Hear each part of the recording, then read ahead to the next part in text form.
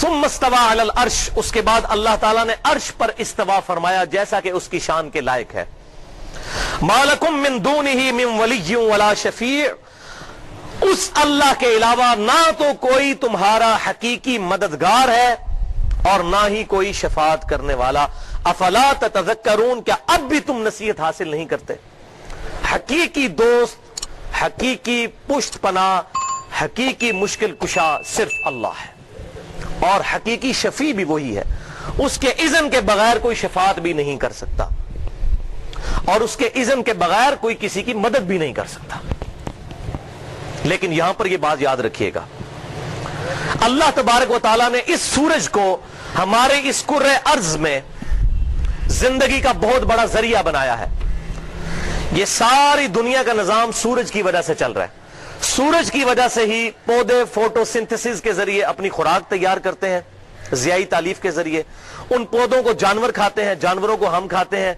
گندم بھی اسی سورج کی روشنی کی وجہ سے تیار ہوتی ہے. پوری دنیا کا جو فوڈ سرکل ہے، چاہے حیوانات ہوں، چاہے انسان ہوں، اور چاہے نباتات ہوں، سورج کی وجہ سے چل رہا ہے. سورج کی وجہ سے ہی سمندروں کا پانی ایویپوریٹ ہوتا ہے، بخارات بن کر اڑتا ہے، اور وہ پھر گلیشیئرز کی فارم میں پہاڑوں پر سٹور ہوتا ہے. اس کا ذکر بھی قرآن پاک میں اللہ تعالیٰ نے فرمایا کہ تم اتنے پانی کو سٹور نہیں کر سکتے تھے. یہ اللہ تبارک و تعالیٰ نے دیکھو سورۃ الحجر کے اندر کہ ہم نے کیسے یہ بڑے بڑے گلیشیئرز، اتنے بڑے سٹوریج ٹینک بنا دیے ہیں جن پہ پانی سٹور ہوتا ہے. پھر اسی سورج کی روشنی سے وہ پانی پگھلتا ہے، اور پھر دریاؤں کی شکل میں، اور زمین کے اندر بھی دریا چلتے ہیں، زمین کے اوپر بھی دریا چلتے ہیں. اور یہ پانی، یہ سارا لائف سائیکل پانی کے اوپر ڈیپینڈنٹ ہے. اس سب کے پیچھے کیا ہے؟ سورج. سورج کی وجہ سے ہی ہوائیں زمین پر چلتی ہیں، سورج کی وجہ سے ہی موسم تبدیل ہوتے ہیں.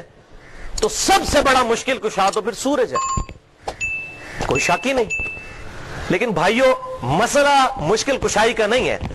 مسئلہ یہ ہے کہ مشکل کشا چاہے کوئی بھی ہو، اس کو پکارنا شرک ہے. اگر میں کہوں گا المدد یا سورج میری مدد فرما، تو میں مشرک ہو جاؤں گا. سورج سب سے بڑا مشکل کشا ہے، لیکن اس کو پکار نہیں سکتا. اسی طریقے سے فرشتے بارش برساتے ہیں اللہ کے حکم سے. اگر میں کہوں کہ فرشتوں بارش برسا دو، مشرک ہو جاؤں گا. دعا اللہ ہی سے کرنی ہے. شرک is the most sensitive issue in the sight of Allah. Allah کے حضور سب سے زیادہ حساس معاملہ ہے شرک کا.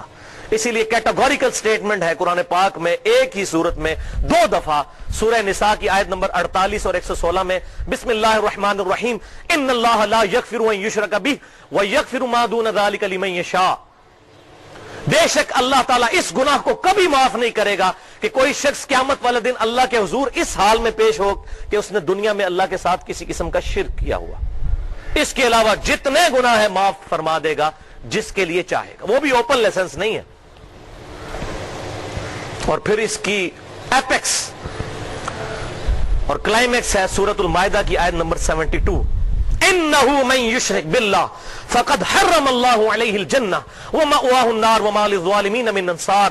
بے شک جس نے اللہ کے ساتھ کسی قسم کا شرک کیا، اللہ تعالیٰ نے اس پر جنت حرام کر دی ہے، اس کا ٹھکانہ دوزخ ہے، وہاں پر اس کا کوئی مددگار نہیں ہوگا. حتیٰ کہ سید الاولین والآخرین، شفیع المذنبین، رحمت للعالمین، سیدنا و مولانا امام اعظم محمد رسول اللہ صلی اللہ علیہ وسلم کی صحیح حدیث، صحیح بخاری اور مسلم کی متفق علیہ حدیث ہے کہ آپ صلی اللہ علیہ وآلہ وسلم نے فرمایا، اللہ تعالیٰ نے ہر نبی کو ایک مقبول دعا دی تھی جو اس نے اسی دنیا میں کر لی، اور میں نے اپنی دعا اپنی امت کے لیے چھپا کے رکھی ہے. قیامت والے دن میں اس دعا کے ذریعے اپنی امت کی شفاعت کروں گا. میری دعا سے میرے ہر امتی کو نفع پہنچے گا سوائے اس شخص کے جس نے دنیا میں اللہ کے ساتھ کسی قسم کا شرک کیا ہوا، سوائے اس شخص کے. تو شرک is the most sensitive issue in the sight of Allah. Allah کے حضور سب سے زیادہ حساس معاملہ ہے شرک کا. اور اس میں 2 باتیں یاد رکھیے جو میں نے بات کر دی کہ مشکل کشا تو سورج بھی ہے لیکن پکار نہیں سکتے. تو یہ جو کہتے ہیں یا علی مدد یا شیخ عبد القادر جیلانی مدد، تو کہتے ہیں اللہ نے اختیار دیا. بھائی اختیار دیا ہوا ہو تب بھی for the sake of argument agree کہ اختیار دیا ہوا ہے فرشتوں کی طرح، تب بھی پکاریں گے تو شرک ہو جائے گا. پکارنا دعا ہے اور دعا عبادت کی شکل ہے، اور عبادت اللہ کے ساتھ خاص ہے. یہی وجہ ہے کہ ہر نماز میں اللہ تعالیٰ نے ہم سے عبادت کا جب عہد لیا، ایاک نعبد تو ساتھ ہی وَإِيَّاكَ نَسْتَعِينُ میں عبادت کی اعلیٰ ترین شکل دعا کو الگ سے ذکر کیا. اے اللہ ہم صرف تیری عبادت کرتے ہیں اور غائب میں مدد کے لیے وَإِيَّاكَ نَسْتَعِينُ دعا کے لیے صرف تجھی کو پکارتے ہیں.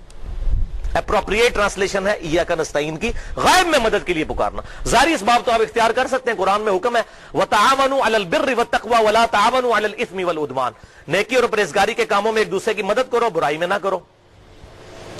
یہ میرے سامنے بھائی بیٹھے ہیں، میں ان کو کہتا ہوں مجھے پانی پلا دیجئے افطاری کے بعد، ظاہر ہے کہ روزے میں تو نہیں، تو یہ مجھے پلاتے ہیں تو میں نے ان سے مدد مانگی، یہ بالکل شرن جائز ہے، قرآن پاک میں اس کا حکم ہے. لیکن یہ بھائی بغداد شریف میں اور وہاں بھی قبر شریف کے اندر دفن ہے اور میں کہتا ہوں بھائی مجھے پانی پلا دیجئے، وہی بات وہی جملہ صرف فریم آف ریفرنس اور کوارڈینیٹس چینج ہونے کی وجہ سے خالصتاً شرک اور ناقابل معافی جرم بن جائے گا والعیاذ باللہ تعالی.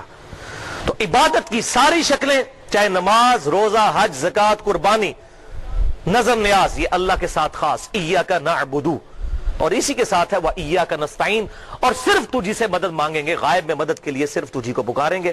آج محل نہیں، ورنہ اس میں میں نے پونے 2 گھنٹے کی گفتگو کی ہے. ہماری ویب سائٹ اہل سنت پاک .com پر، ہمارے یوٹیوب کے چینل 720085 کے تھرو وہ اپلوڈ ہے.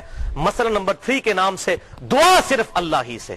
اور میں علا وجہ بصیرت یہ بات کہتا ہوں، کوئی بھی مسلمان ہو، اہل سنت کہلوانے والے تینوں گروہ، بریلوی، دیوبندی یا اہل حدیث یا اہل تشیع، ان میں سے کوئی بھی مسلمان ہو، کوئی بھی جان بوجھ کر اللہ کے علاوہ کسی کو دعا کے لیے نہیں پکارتا. کسی سے بھی پوچھے وہ کہیں گے دعا اللہ ہی سے مانگنی چاہیے. لیکن بیچاروں کو غلطی لگ گئی ہے کہ وہ یا علی مدد کو سمجھتے ہیں شاید ہم وسیلہ اور توسل کر رہے ہیں. اس کی بھی کچھ صحیح شکلیں بھی ہیں اور کچھ غلط بھی. اس میں بھی میں نے الگ سے لیکچر دیا ہے 1.5 گھنٹے کا، مسئلہ نمبر 43، وسیلہ اور توسل کے صحیح احکام و مسائل. لیکن سیدنا علی کی گستاخی ہے ان کو دعا میں پکارنا. مولا علی رضی اللہ تعالیٰ عنہ نمازوں میں اللہ کو پکارا کرتے تھے، ہم بھی مولا علی کو نہیں پکاریں گے بلکہ اللہ کو. اور مولا کا مطلب دلی محبوب، جو جامعہ ترمذی میں حدیث متواترہ ہے، من کنت مولا فہذا علی مولا، جس کا دلی محبوب میں ہوں اس کا دلی محبوب علی ہونے چاہیے. ہم اپنے علماء کو بھی کہتے ہیں مولا، بلکہ قرآن پاک میں تو سورہ تحریم کی 4 نمبر آیت میں ہے کہ اے نبی کی بیویوں ہمارے پیغمبر کے ساتھ اچھا سلوک کرو، بے شک ان کا مولا تو ہے اللہ، اور جبریل اور فرشتے اور تمام مومنین رسول اللہ کے مولا ہیں. مشکل کشا نہیں، ان کے دلی محبوب، وہ دلی محبت رکھتے ہیں ان سے. لہذا مولا کا لفظ قرآن میں فرشتوں، صحابہ اور نبی صلی اللہ علیہ وسلم کے لیے اور اللہ تعالیٰ کے لیے بھی آیا. ہاں مولا کا جو وہ معنی ہے مشکل کشا، وہ اللہ تعالیٰ کے ساتھ خاص ہے.